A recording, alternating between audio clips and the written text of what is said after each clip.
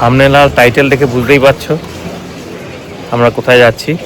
আজকে 25 ডিসেম্বর 2025 সকালবেলা শ্যামনগর স্টেশনে চলে এসেছি। এখান থেকে 6:54 কৃষ্ণনগর লোকাল 31815 শিয়ালদা কৃষ্ণনগর এটা ধরবো। টিকিট কাটা হয়ে গেছে অনলাইনে। আমি যাচ্ছি, আমার সাথে যাচ্ছে আমার ধর্মপত্নী। শ্যামনগর স্টেশন থেকে তাহলে আমাদের যাত্রা শুরু হলো। নেমে কৃষ্ণনগর নেবে, আবার পরে কথা হচ্ছে।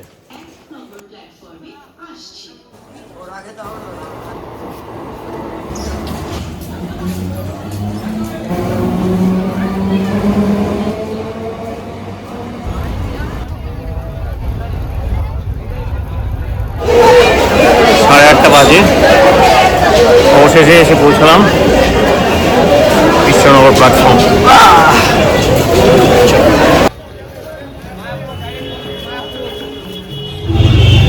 স্টেশন থেকে ঘাট অবধি অটোতে উঠেছি, 30 টাকা করে ভাড়া নেয়।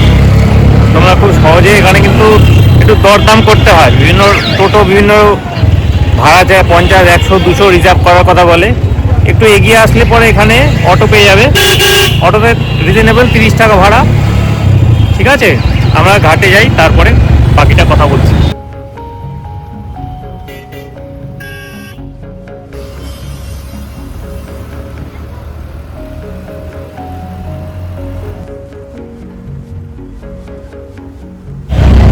ঠান্ডা লাগছে, ঠান্ডা জমে গেছে, কোনো সারা শব্দ করছে না। অটোতে কিন্তু বেশ ভালোই ঠান্ডা লাগে। এটা আমকাটা স্টেশন।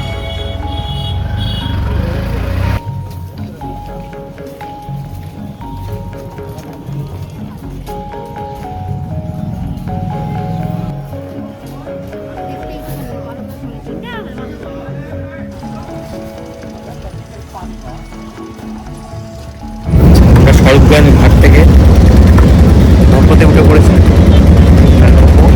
যাচ্ছে মায়াপুরের উদ্দেশ্যে। ঠিক আছে, ততক্ষণ তোমরা নৌকোরে পারাপার হচ্ছে যে নদীর দৃশ্য, জলঙ্গি নদীর দৃশ্যটা তোমরা দেখো।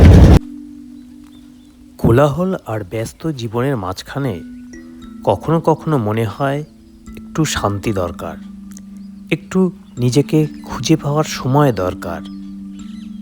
আজ আমরা চলে এসেছি এমন এক জায়গায় যেখানে বাতাসে ভেসে বেড়ায় ভক্তি, আর প্রতিটি মুহূর্ত মনে করিয়ে দেয় জীবন শুধু ছুটে চলা নয়, জীবন মানে অনুভব করা।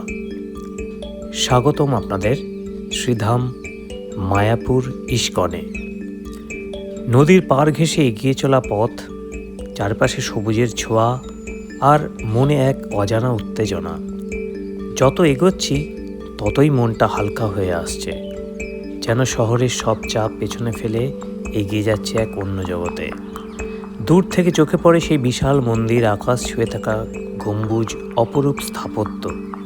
এটা শুধু একটা মন্দির নয়, এটা বিশ্বাসের প্রতীক, ভক্তির কেন্দ্র, আর লক্ষ মানুষের আত্মার আশ্রয়। প্রথম দর্শনেই মনটা ভরে যায়। মন্দির প্রাঙ্গণে ঢুকতেই কানে ভেসে আসে কীর্তনের সুর, হরে কৃষ্ণ হরে কৃষ্ণ। চারপাশে ভক্তদের মুখে প্রশান্তি, চোখে বিশ্বাস। এখানে কেউ তাড়াহুড়ো করে না, সময় যেন নিজেই ধীরে চলে। দর্শনের সময়টা একেবারেই আলাদা। ভিড় থাকা সত্ত্বেও মনের ভেতর এক অদ্ভুত শান্তি। চোখ বন্ধ করলেই মনে হয় সব প্রশ্নের উত্তর যেন এখানেই লুকিয়ে আছে।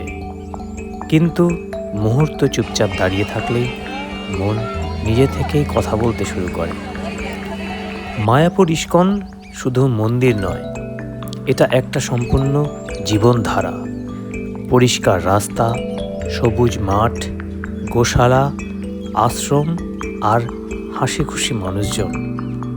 প্রকৃতি আর আধ্যাত্মিকতার এমন মেলবন্ধন খুব কম জায়গাতেই দেখা যায়। এখানকার প্রতিটি জায়গার নিজস্ব একটা গল্প আছে।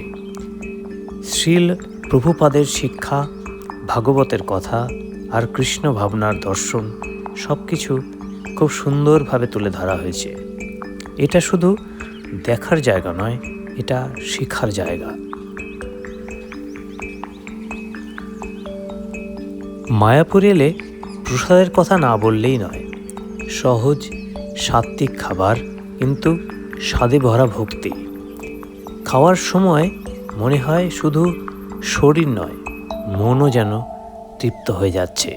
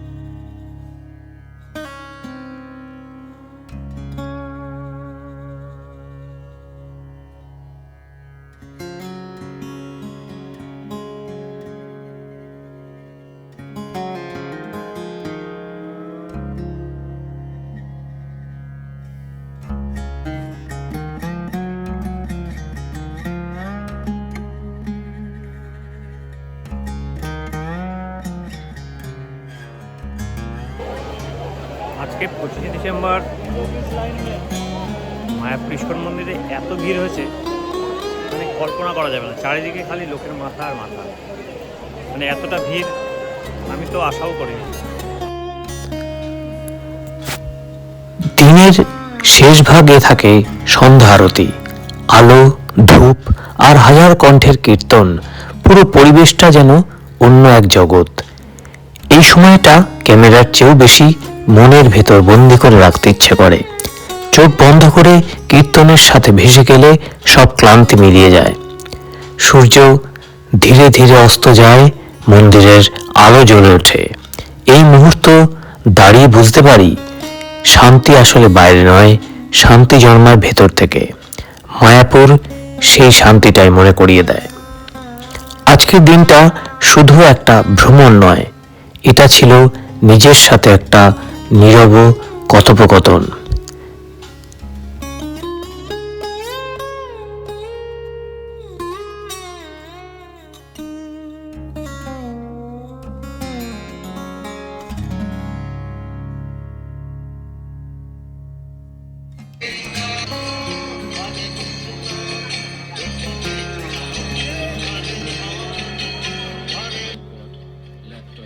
ইত্যাদি ইলেকট্রনিক্স দ্রব্য নিয়ে মন্দিরে প্রবেশ নিষেধ।